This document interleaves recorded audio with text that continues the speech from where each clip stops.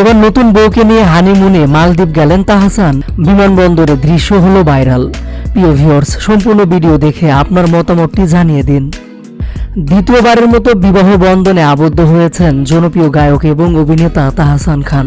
জনপ্রিয় makeover artist রোজা আহমেদকে মালা পরিয়েছেন তিনি। গত 4 জানুয়ারি সকাল থেকে সামাজিক যোগাযোগ মাধ্যমে তাহসান রোজার বিয়ের আয়োজনের একাধিক ছবি ভাইরাল হয়। আর আজ জানা গেল তাদের হানিমুন যাত্রার খবর। পারিবারিক আয়োজনে সম্পূর্ণ হয়েছে তাহসান রোজার বিয়ে। অল্প কিছুদিনের পরিচয় থেকে বিয়ের পিঁড়িতে বসেছেন এই জুটি।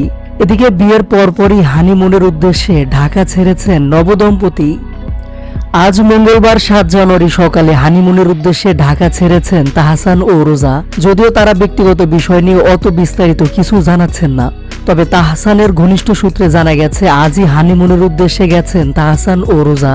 একটি সূত্রে জানা গেছে আজ সকাল 8:55 দেশের একটি এয়ারলাইন্সের ফ্লাইটে মালদ্বীপে গেছেন তারা। সেখানে কাটবে তাদের হানিমুনের অধ্যায়।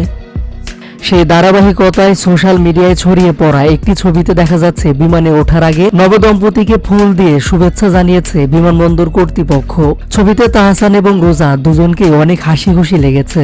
আপাতত দ্বীপরাজ্যে কাটবে তাদের মধুচন্দ্রিমার বিশেষ মুহূর্তগুলো। সেখান থেকে খুব শীঘ্রই দেশে ফিরে আসবেন দুজনই। এরপর যুক্তরাষ্ট্রে উড়াল দিতে পারেন রোজা, কারণ সেখানে রয়েছে তার রোজাস ব্রাইডাল মেকওভার প্রতিষ্ঠান। এই সময়ের জনপ্রিয় গায়ক তাহসান শুধু বিয়ে নিয়েই ব্যস্ত নন, সমান্তালে আগাচ্ছেন নিজের সৃজনশীল কাজও।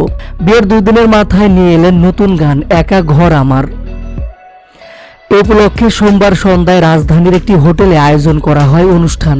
সেখানে হাতে স্ত্রী রোজার নামের প্রথম অক্ষর লিখে হলুদ পাঞ্জাবিতে হাজির হন তাহসান।